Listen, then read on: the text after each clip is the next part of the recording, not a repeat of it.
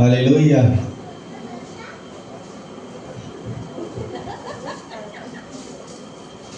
সকলকে জয় যিশু। আমার নাম কুমু মাঝি, আমি নদীপুর থেকে আসছি। আমার ডিস্ট্রিক্ট হচ্ছে হুগলি। আমার জীবনের সাক্ষ্য হচ্ছে, আমি তো 3 বছর প্রভুতে আছি। এটা সব থেকে বড় সাক্ষ্য যে আমি আজকে বাপ্তিস্ম নিতে পেরেছি। 3-4 বছরে তো কোনোদিন মানে সেটা হয়তো ভাবনাও করিনি কি, যেখানে মণ্ডলী আমার বাড়িতে হয় ওনারা বলেন যে তোমরা ভালো করে শেখো, তারপরে তোমাদের বাপ্তিস্ম দেওয়া হবে। তো সেটা নেওয়া হয়নি, হয়তো আমাদেরও হয়তো চেষ্টা থাকেনি কি, ঈশ্বর হয়তো এসেছে আমাদের জীবনে, কিন্তু সেটা হয়তো আমরা ঈশ্বরকে ঠিকভাবে ডাকতে পারি না বলেই হয়তো ঈশ্বর আমাদের মনোনীত তেমনভাবে করতে পারেননি। তো যাই হোক, আজকে আমরা আসতে পেরেছি, এটা তার জন্য প্রভুকে ধন্যবাদ। এটা হচ্ছে সব থেকে বড় সাক্ষ্য যে আমরা আজকে বাপ্তিস্ম নিতে পেরেছি। তো বাপ্তিস্ম নেবার পরে আমরা এটাই বুঝতে পারলাম যে ওইভাবে আমরা জীবনে কোনোদিনই ডুবতে পারতাম না। আমরা ডুবি সোজা হয়ে, কিন্তু আজকে যে এইভাবে যে ডুবতে পেরেছি, কি ডুবে যে উঠেছি, ওই কানেতে অন্য সময় ওইভাবে যদি ডুবি হয়তো কানেতে জল ঢুকে যায় কি নাকের মধ্যে জল ঢুকে যায়, কিন্তু আজকে ঈশ্বরকে ধন্যবাদ দিই যে ওই রকম সমস্যা কোনো কিছু হয়নি। তো আজকে শরীর পুরোই সুন্দর সুস্থ আছে। আর এইটা হচ্ছে আমার সাক্ষ্য। আর আমার লাইফে ঈশ্বরকে জানা হচ্ছে অনেক বহু বছর হয়ে গেল, বলতে 4-5 বছর আগেকার কথা বলছি। তখন আমি ঈশ্বরকে জেনেছিলাম, আমার স্বামীর পেটে পাথর পড়েছিল। তো এরকম আমার ননদ বলে যে এরকম পিতার ভ্রমণে যদি যাস তাহলে ভাইয়ের পাথরটা হয়তো সরে যেতে পারে। তো আমরা বিশ্বাস করে অনেকটা লং 1-1.5 ঘন্টা রাস্তা বলে গিয়েছিলাম। তো প্রভুকে ধন্যবাদ দিই, সে ওষুধ খেতে অনেক দিনই ঠিকই ছিল। তো তারপরে আর আমরা 2বার গিয়েছিলাম, কিন্তু আর যাই না। তারপরে আবার 3 বছর আগেকার কথা বলছি, আমার শাশুড়ির ক্যান্সার হয়।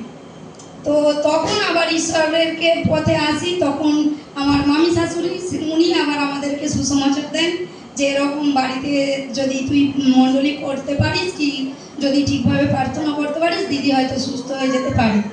তো এইভাবেই চলতে থাকে, কিন্তু শাশুড়ির হয়তো টাইম হয়ে গেছে যাবার, তিনি নিদ্রা নিয়েছেন। তো তারপরেও আমরা একটু দুর্বল হয়ে পড়েছিলাম। এই কাকিমা এনারা আমাদের সব বাড়িতেই মণ্ডলী হয়। তো তারপরে আবার আমাদের ওখানে আবার মামিমা আসতে থাকে। তো বলতে থাকে যে যে যাবার তার সময় হয়েছিল সে চলে গেছে। তো তা বলে এই নয় যে ঈশ্বরকে তোমরা ভুলে যাবে। তো ঈশ্বরের প্রার্থনা করতে থাকো, দেখবে তোমাদের জীবনে আরো পরিবর্তন আসবে। তো প্রভুকে কোটি কোটি ধন্যবাদ। আমরা আবার ঈশ্বরের প্রার্থনা করতে লাগলাম, আমার বাড়িতেই মণ্ডলী হয়। এইভাবেই চলতে চলতে আমার পেটের মধ্যে শাশুড়ি মারা যাবার পরে একটা টিউমারের মতো অনেক ছোটোবেলা থেকেই ছিল, কিন্তু কোনো সমস্যা হয়নি। তার কিছুদিন শাশুড়ি মারা যাওয়ার পরে ওটা অনবরত কিটকিট করে, খুব যন্ত্রণা হতো না, কিটকিট করে যন্ত্রণা হতো। ডাক্তার দেখাতে গেলাম, ওনারা বললেন এমার্জেন্সি, ফটো তুলে দেখো, এটা মনে অপারেশন করতে হবে।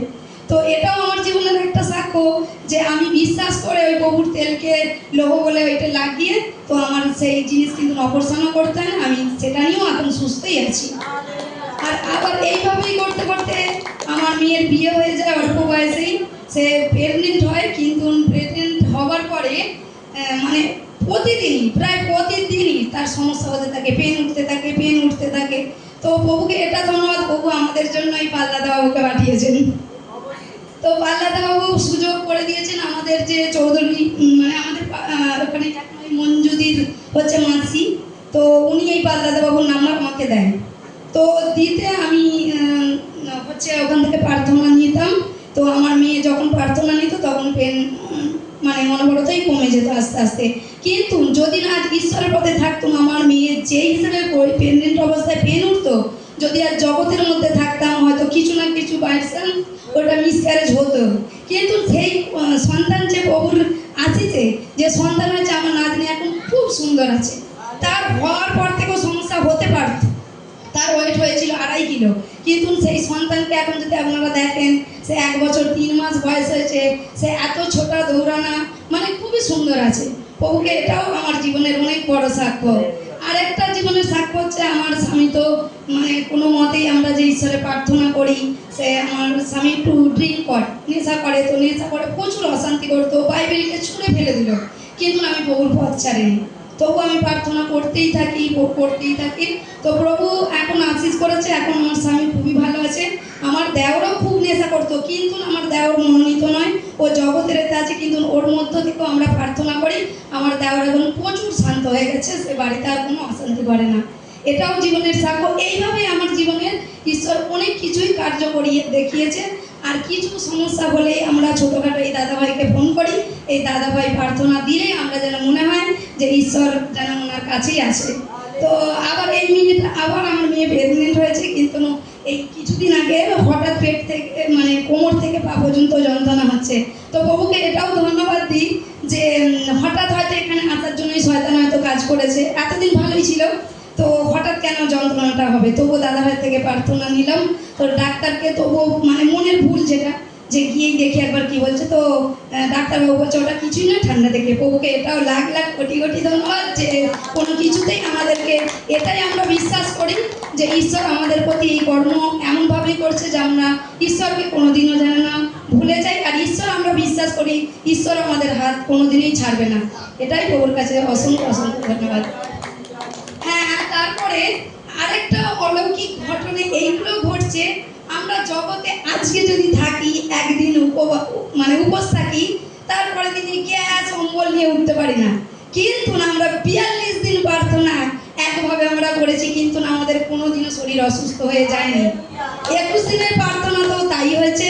তারপরে মোটামুটি আমরা প্রত্যেক সানডেতে আমরা ফাস্টিং প্রার্থনায় থাকি। দাদাভাই উনি আমাদের অনলাইনে প্রার্থনা করান। তো প্রভু এটাই আমরা বলছি যে ঈশ্বর স্বয়ং ওনাকে আমাদের জন্য পাঠিয়ে দিয়েছেন। হয়তো এতটা জানতামই না, তো ওই যদি না এই দাদাভাই আমাদের জীবনে আসতো। মণ্ডলী হয়, পাস্টার মশাই আসেন, কিন্তু আমরা এইভাবে শিখতে পারি না। এই দাদাভাইয়ের কাছে যতটা শিখেছি, কিন্তু অন্য দাদাভাইয়ের কাছ থেকে আমরা এতটা শিখতে পারি না। তো প্রভুকে এটাই ধন্যবাদ। আর আপনাদেরকেও সকলকে কোটি কোটি লাখ লাখ ধন্যবাদ। আর এই যে আমার যে দাদাভাই, একে কোটি কোটি নমস্কার যে আমাদের জীবনে আসার জন্য। Hallelujah, hallelujah. ধন্যবাদ ঈশ্বরকেই দেবেন, কেননা সেই ঈশ্বর একমাত্র পরমেশ্বর। হালেলুয়া। সে ঈশ্বর যখন আমাদেরকে বেছে নিয়েছেন, আজকে আমাকে বেছে নিয়েছেন, কালকে আপনাকে বেছে নিয়েছেন। আজকে আমি যে জায়গায় আছি, কালকেও আপনারা, আগামীকাল আপনারা এই জায়গায় হবেন। হালেলুয়া। যদি আপনারা সেবা করেন, তখনও আপনার কাছে আসবে। লোক এখন আমার কাছে আসে, কিছুদিন পরে আপনার কাছে আসবে। হালেলুয়া। তো ওই জন্য ঈশ্বরকেই ধন্যবাদ করা উচিত। হালেলুয়া। সম্মান জানানো সবাইকে দরকার। হালেলুয়া। Praise the Lord.